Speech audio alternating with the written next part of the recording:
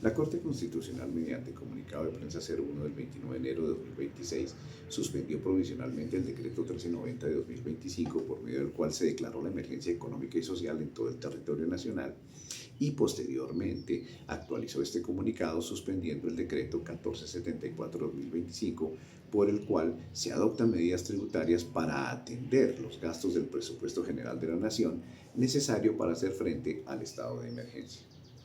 Vale la pena precisar que es dudosa la constitucionalidad del decreto 1390, pues se requiere hechos sobrevinientes, imprevistos. La declaratoria de emergencia debe estar suficientemente motivada. Señalar que se trata de una medida urgente no es suficiente. El gobierno no sustentó por qué, teniendo otras alternativas legales, optó por el estado de excepción como única alternativa para solventar la crisis fiscal. Es imperativo que los mecanismos ordinarios sean insuficientes. Para algunos sectores, la decisión de la Corte Constitucional es oportuna porque evita consecuencias económicas nefastas producidas por los decretos de emergencia económica mientras la Corte toma una decisión de fondo, garantizando la supremacía constitucional y la división de poderes. No obstante, es discutible que la Corte Constitucional se haya atribuido la facultad de suspender los decretos legislativos de estado de excepción.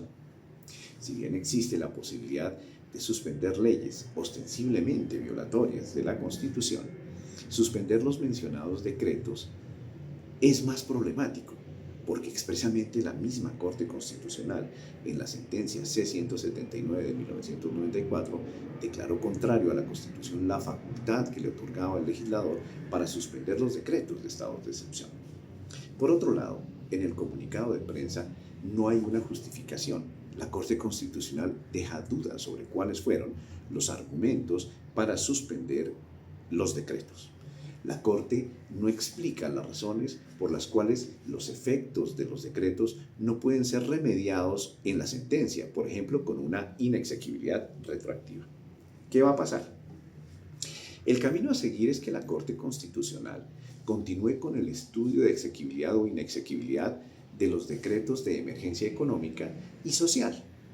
En caso de que se declare inexequible, esto es, contrario a la Constitución, el decreto matriz, los demás decretos pueden correr con la misma suerte, pero le corresponde a la Corte Constitucional pronunciarse sobre cada uno de los decretos.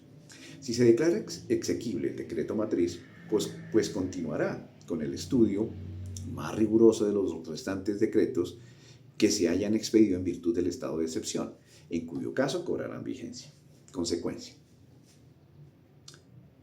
Se trata de una decisión cautelar, no de una sentencia definitiva. No se resuelve la polémica fiscal. Lo que se pagó, los recaudos que se hicieron en vigencia, los decretos, por ahora está cobijado con la presunción de legalidad y no hay devoluciones automáticas. Este cambio de postura jurisprudencial genera sensación de inseguridad jurídica.